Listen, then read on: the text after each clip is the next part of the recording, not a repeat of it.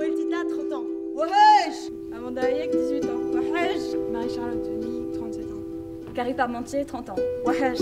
Nora, 32 ans. Anne-Marie, 43 ans. Laurence, 38 ans. Ludivine, 27 ans. Souhaite, 41 ans. Je m'appelle Aïfa, j'ai 23 ans. Je pratique la boxe thaï depuis 7 ans.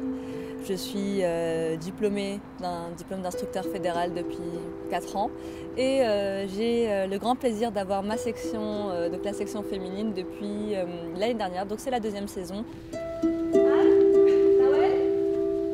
L'idée d'enseigner, l'idée de transmettre ce que je savais, c'est quelque chose qui m'a toujours donné envie.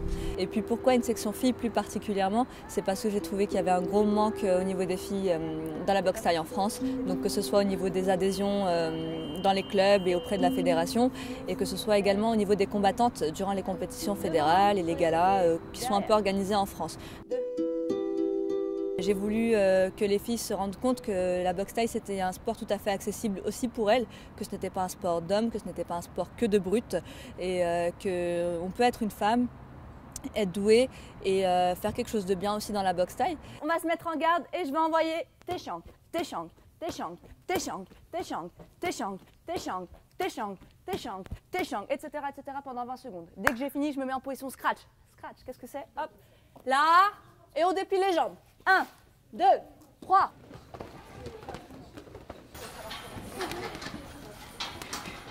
Tchac, c'est reparti. Allez, Anne, un peu plus haut, Anne. Je fais en sorte que ce soit ludique, que ce soit toujours différent pour pas qu'elles aient l'impression de faire toujours la même chose. En début d'année, j'essaie de faire en sorte qu'on voit un peu toutes les techniques. Donc là, je sais par exemple qu'on n'a pas encore vu les techniques de défense et à partir de la semaine prochaine, on va s'y mettre. Donc j'essaie d'avoir une certaine ligne directrice au cours de la saison. Et puis je fonctionne par palier. Donc là, on va arriver au mois de novembre. On va passer au level 2. Ça va être un peu plus physique, un peu plus cardio. Et pareil, donc tous les 2 mois, j'essaie d'augmenter un petit peu le niveau de façon à ce qu'elles voient une vraie différence. Et qu'elles se rendent compte qu'à la fin de chaque palier, leur cardio a augmenté, que techniquement elles sont meilleures, qu'elles voient leur progression tout simplement. 1, 2, 3, 4, 5. Moi j'ai commencé la boxe à 17 ans. Je faisais du handball avant, j'en ai fait pendant très longtemps et j'ai voulu tester autre chose. Donc quand j'ai testé la boxe thaï, ça m'a tout de suite plu. J'ai tenté pendant 1 an de faire les deux, un coup boxe thaï, un coup hand toute la semaine, à alterner un peu ces 2 sports. Et puis quand il a fallu faire un choix, mon cœur a plus balancé pour la boxe thaï. Super. J'avais besoin d'un sport qui soit avec plus de sensations, avec plus d'émotions que le handball, et j'ai trouvé tout ce que je recherchais dans la boxe thaï. Enfin, le dépassement de soi, le fait de s'imaginer qu'on n'arrivera jamais à faire quelque chose, et finalement si, on y arrive, comme quoi avec de la volonté, tout est possible, c'est pas juste une expression. Et j'ai bossé dur, j'ai travaillé dur et je suis parvenue à atteindre mes objectifs. Aujourd'hui, c'est très difficile de vivre de la boxe thaï en France, que ce soit en tant qu'entraîneur ou en tant que sportif, en tant que compétiteur, que boxeur. Je pense qu'il n'y a qu'une poignée de personnes qui peuvent vraiment dire qu'elles vivent de la boxe thaï en France. Donc moi, je suis entraîneur, je suis aussi boxeuse tout le reste de la semaine. Et parallèlement à ça, je suis coach sportif. Donc je m'occupe de personnes. Alors soit ce sont des cours de boxe thaï privés, ou soit ce sont des cours de sport tout simplement. Et on va commencer par renforcer d'abord un petit peu les cuisses. 6, 7. J'aime toutes les techniques de la boxe thaï. Je trouve que chacune a son importance et chacune doit être réalisée au moment propice. Il y a des situations où on ne peut pas mettre autre chose qu'un coude, ou d'autres situations où on ne peut pas mettre autre chose qu'un genou. C'est pour ça que je pense qu'il faut savoir être bon dans tous les domaines, et c'est le style que j'affectionne, c'est le style que j'aime. C'est pas juste le style avec juste les poings ou juste les jambes. J'aime le fait de pouvoir être complète.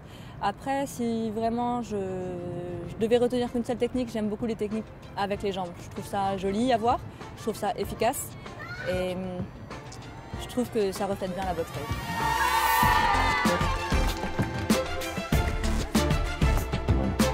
Allez Marie-Charlotte, j'essaie de pivoter un petit peu. Lève-moi la garde, mets-moi un bras devant. Allez, go, go, go. Encore. Angela, pivote, envoie la hanche. Tu te rappelles? Mets-moi ton bras devant aussi. Mon premier combat pro, il a été au Canada.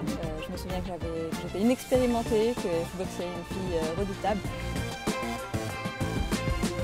J'ai perdu ce combat, Mais ça a été une très grande expérience et je pense que ça m'avait fait franchir un palier dans ma carrière. Mon meilleur souvenir, c'est en mars dernier, en mars 2012, lorsque j'ai remporté la ceinture de championne du monde en Thaïlande. Je sais qu'en Thaïlande, ils sont très friands des techniques purement Muay Thai. Donc genoux, corps à corps, coudes. Et j'avais l'impression que les Thaïs avaient été très favorisés sur ce tournoi. Donc je me suis dit qu'il fallait que je batte la thaïlandaise avec les armes locales. Donc j'ai beaucoup insisté sur le corps à corps et sur les genoux. La tactique a payé parce que c'est comme ça que j'ai gagné le combat, tout simplement. J'ai beaucoup fait de corps à corps et sur ce combat-là, c'est moi qui étais au-dessus d'elle. Je pense être plutôt une boxeuse fumeux, dans le sens où je suis très attachée à la réalisation technique des gestes. J'aime quand les gestes sont bien exécutés. Je ne pense pas être dans la catégorie des puncheuses, non. Je ne suis pas du genre à mettre des KO en 30 secondes chrono, ce genre de choses. Je boxe sur la durée. La défaite, la victoire, tout ça c'est un peu abstrait au moment où on est sur un ring, que la cloche sonne le dernier round et qu'on se dit c'est bon, là j'ai tout donné, j'ai rien à regretter. Ça c'est des grosses émotions. Il n'y a que sur un ring qu'on peut ressentir ça.